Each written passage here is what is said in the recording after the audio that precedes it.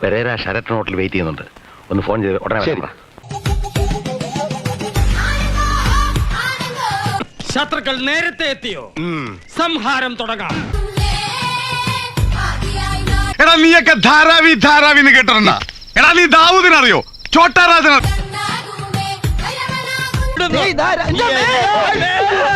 നീ എന്നെ താഴ്ത്തിക്ക് വലിച്ചിടൂല്ലടാ. ആത്മപ്രശംസ എനിക്കിഷ്ടമല്ല.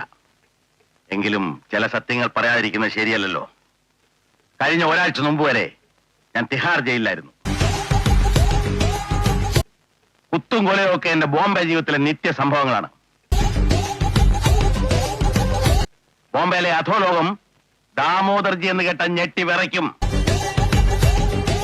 സാറേ അല്പം ചട്ടം പിത്തരില്ലാതെ ഇവിടെ ജീവിക്കാൻ പറ്റത്തില്ല.